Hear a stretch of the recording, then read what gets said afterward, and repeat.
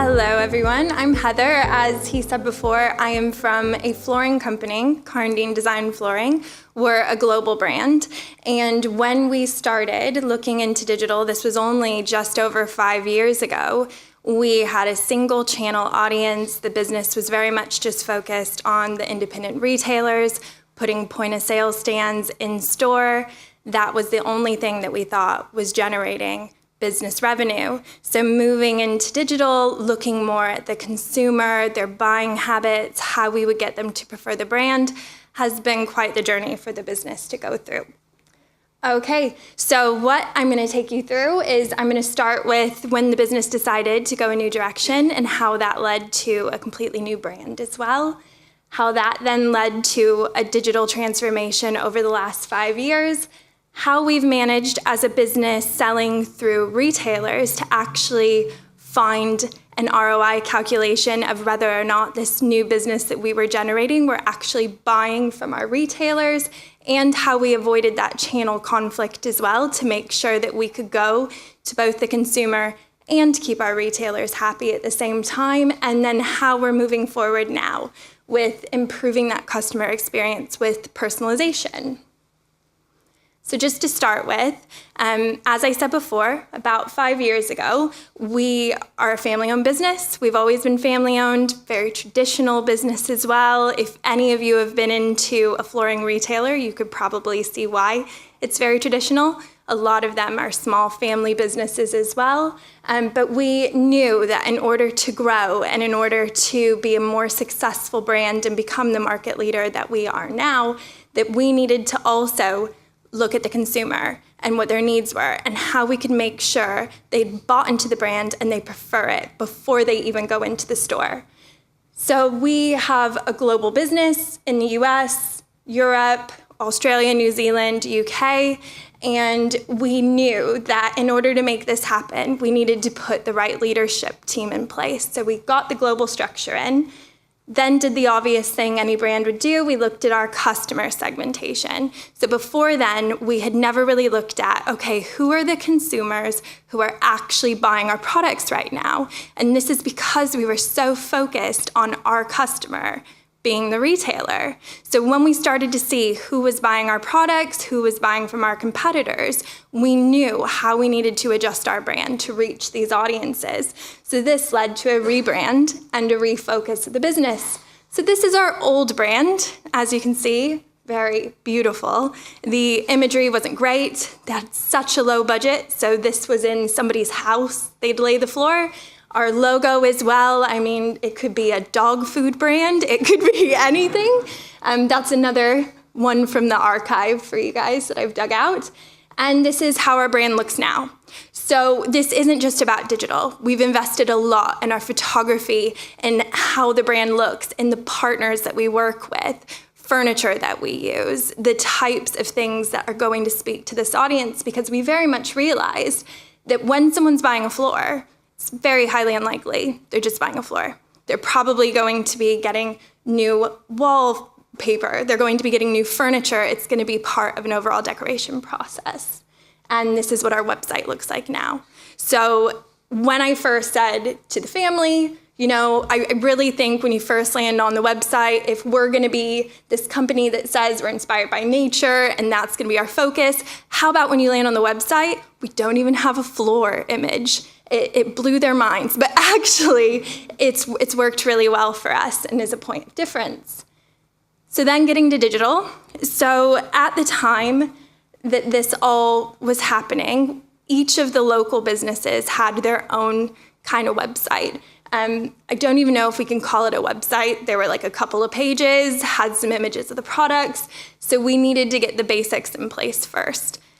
As you can imagine, budget at the time was low because it was very unproven and they didn't know that this was going to work. So it was quite difficult because we decided to go for Sitecore in the end and put that forward. And it's not a cheap CMS system, but in terms of the global side of it, having the versioning, also the ability to be able to edit it easily by our local teams, it all made sense. And then we started to look at what that content strategy would be. I think many of you who work with lower budgets know that it's very hard straight away until you've proven that digital works to get a lot of money. So we had to look at ways that we could generate more traffic and get people to the site without spending a lot of money. So it was all down to the content. And we decided that our approach and everything that we would write would be to be helpful, practical, and inspiring. And this is really what drives all of our content behind it. So this is just an example of our blog page. So we're creating a lot of content, as I said before, which is around the whole interior decor piece. So not just, hey, take a look at dark wood floors, or here are some of our light wood floors, because we know that this is the kind of content that's going to speak to them. This is one of our digital selection tools. This is called Floor Style. So again, using digital to help people buy a very tactile and practical product that the business used to think you had to actually see and feel in a store, and try and help bring that into digital and offer them selection tools where they can look at all of the products in different room sets, compare them side by side before they even go into the store. We took that a little bit further as well. We had a lot of consumers come back to us and say that Floor Style was great, but that they couldn't really visualize what it would look like in their own home. So we've utilized augmented reality technology to allow you to go into your own kitchen in your own living room, and you can put our flooring down in your own space, see what that color would look like against your own kitchen cabinets, for example. We've done a couple of fun things as well, where we've had, the apps and quizzes that come up on Facebook that ask you a couple questions, and then the result tells you, your personality is a good fit for our night tile range or our Art Select range, and try and get people to engage with content that way. And most recently, we've introduced 2 new tools on the website. The first one is the Style Finder tool, which when you come onto the website, you don't really know what product you want to get, and you're at the beginning of your journey to find a floor. It allows you to answer questions of what room you're shopping for, if you're looking for a wood or stone look, if you want light, mid, or dark flooring, how big your room is. And then it gives you recommendations at the end of it of what products we think you should be looking at. Now, the great thing about this tool from a personalization point of view is that within Sitecore, whenever the customer answers these questions, we're building up a profile of them. So we know that that user is looking for wood flooring, or we know that they're looking for a dark floor. And we can use this information to better tailor their journey through the website, on emails, with their ads. And then mood boards as well. So many of you probably have used Pinterest before. I'm guessing a lot of you have used Pinterest. We've actually added a Pinterest-like functionality within our website. People who are decorating a room are very likely not to know straight away what they want, so this just allows them to pin different images, gather ideas together before they actually go into the store. And we've actually had a lot of feedback from retailers that consumers are printing these ideas out and then bringing them into store, which really helps the retailer already to make that sale. Okay, so who in here is constantly struggling with trying to prove to their business that the work that they're doing in digital is actually resulting in sales?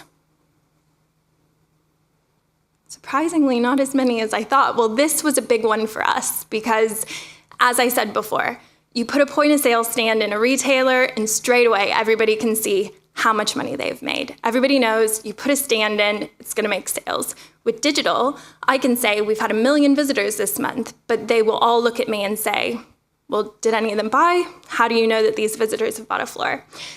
So this has been quite a big process for us to get through as well, to be able to close the loop and be able to prove the effectiveness of what we're doing on digital. So I thought I'd just run you through a couple of things that we've done. We introduced a program called Vantage, which is a retailer program where we've separated them into various tiers. And as part of that program, any of the retailers who are on our top level tiers are promoted on our website. There's a lead system as well, so consumers can directly contact these retailers through the website.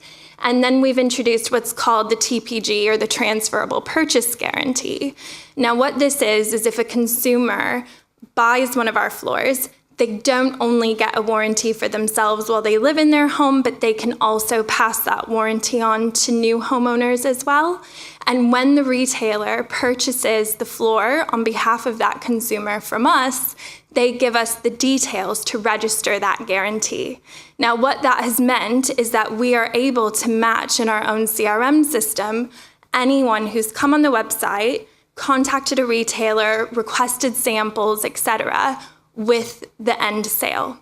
And this has allowed us to pull together an ROI calculation that says for this amount of people that we drive to the website, we know this amount of people are likely to end up buying a floor. And that has significantly unlocked a lot of budget for us as well on what we can do with driving that traffic to the site. So this is just an example of Vantage, our Find a Retailer tool. The retailers within the Vantage website as well have the access that they can upload photos of their business. They can put their opening hours on there, and they also can see any leads that come back to them. And then how we've managed to look at what the buying cycle is as well and how that's affected our campaigns. So by matching up this data of seeing when people have first come on the website and left their details to when they've purchased, we've now learned that just over 50% of people are buying in the first 90 days.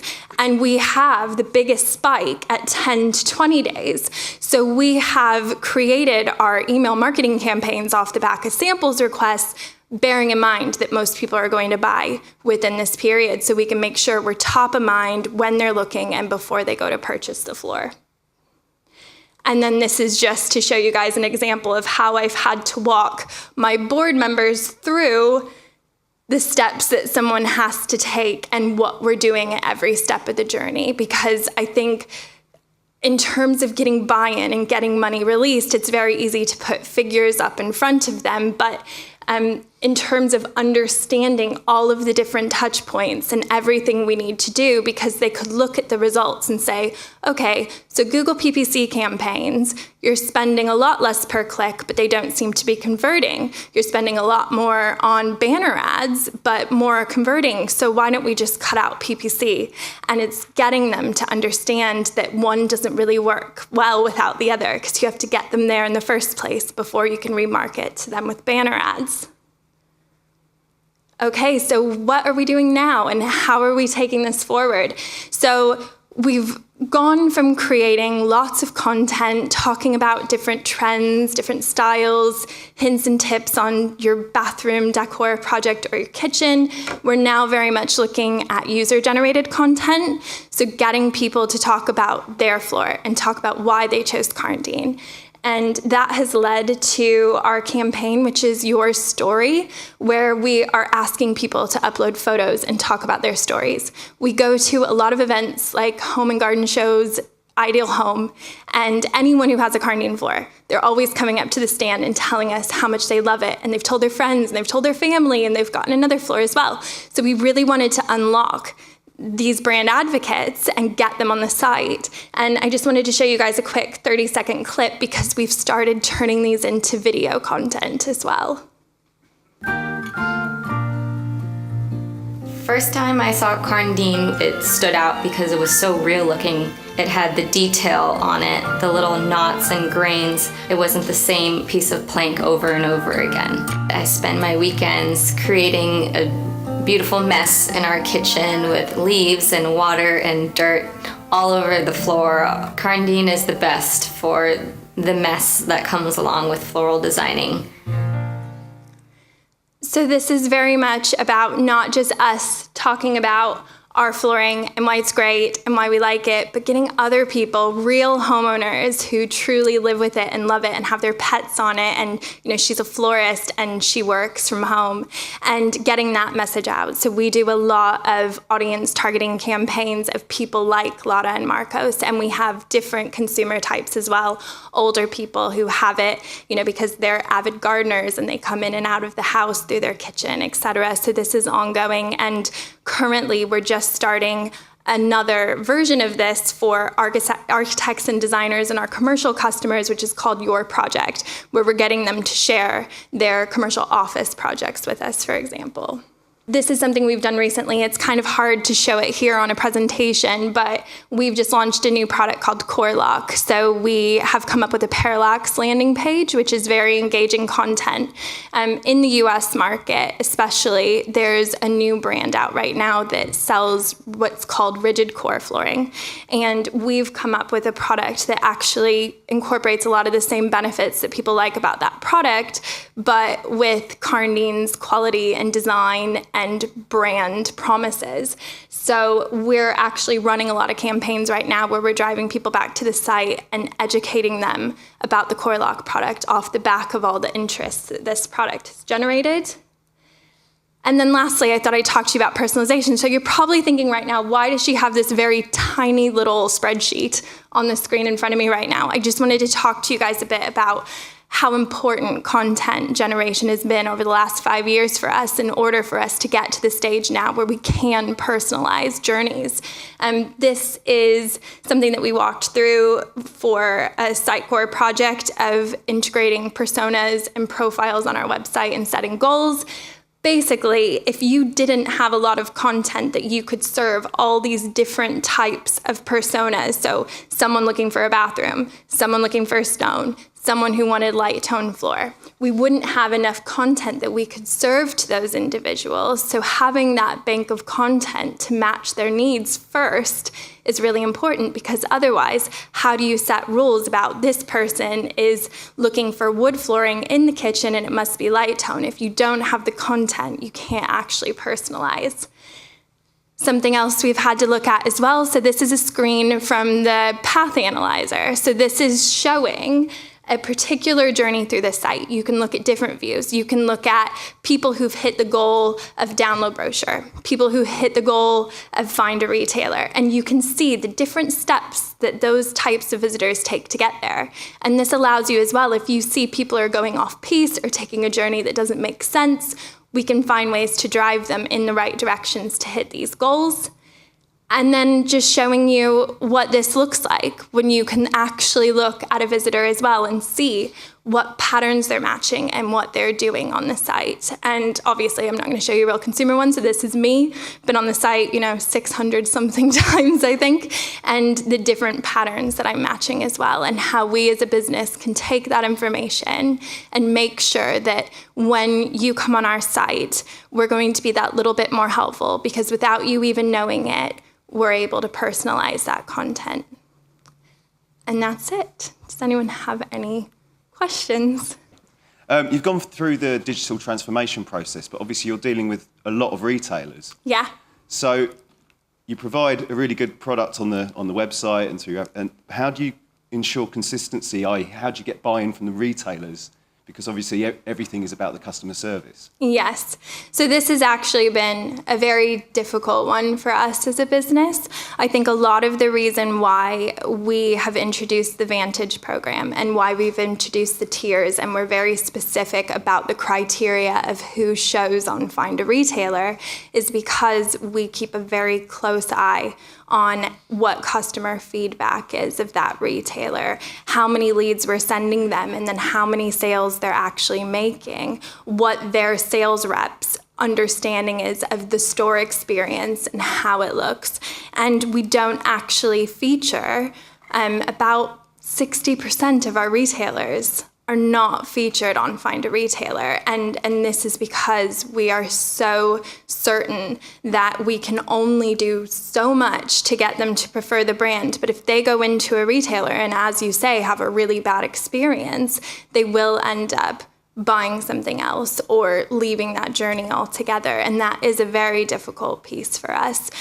We actually have just joined up with about 400 of our retailers. We have over 2,000 in the UK alone, but about 400 of them have become e-commerce partners now. So we've it's taken me about 3 years to get the board to actually agree to it, but we're dipping our toes in the water with selling to consumers directly, but the sale actually going to the retailer. So the retailers have signed up for PayPal accounts. When the consumer goes on and they choose their floor care kit or their cleaning product, they have to choose their retailer that they want to buy from at checkout. The retailer gets the payment straight away. We invoice them for what they would pay. They get the margin and they don't have to do anything. Now, obviously, this has only been live since October last year. We're now looking at bringing full box products on in the same way. So consumers who don't want to go into a retail store don't have to, but the retailer still gets the payment, which means everybody's happy, hopefully. Brilliant, thank you. Hi there. You showed lots of new good tools that you've implemented in the site, and you talked about being quite tight on budget initially. How did you go about choosing those? Did you build them in-house, or did you go to lots of third parties, which can be quite expensive? So budget was very tight at the beginning, but as I said, whenever we started to be able to prove that we were able to generate leads that would then turn into sales, budget was slowly unlocked, and we are spending a lot more now than we were before. But the budgets are still tight, and we have worked with a lot of agencies. We built the AR app with an external agency based in Bristol. The floor style tool has been built by an agency based in Germany, and the recent tools I showed you guys of the mood boards and style finder we built with our current partner, our agency partner in London. I've only just recently actually brought a Sitecore developer in-house. He's working on a couple more projects that we're working on this year. I think we've gotten to the point now that we are developing so quickly and we want to constantly make changes that the agencies weren't always able to keep up with what we wanted to do. So we are starting to move a lot more in-house. But all of our content creation, analytics, data management, social media, all of that is in-house.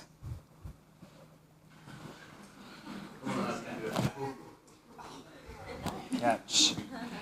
What does your content team look like in the business? How many people do you have? What do they do? Okay, so our structure is a bit odd because we have the global team that work directly for me, but then we also have remote digital executives we've put in place as well in the team in Canada, the team in the US, Australia, New Zealand, and Europe, and the UK as well. So all of the local teams have their own local content strategy, which we tend to map out at least a month or two ahead. And then we have one social media manager on my team who takes everybody's content, puts it together into the overall plan that we work to. She takes all of their briefs for the local ads that they want to run. She schedules out whose content's going out each day, and it's all managed collaboratively. So I think in total, in terms of content creators, we have about 7 people all in all. And then we also have a lot of sales reps, especially on the commercial team, who are working with architects and designers on a daily basis, who will provide their own ideas and content as well. Thank you.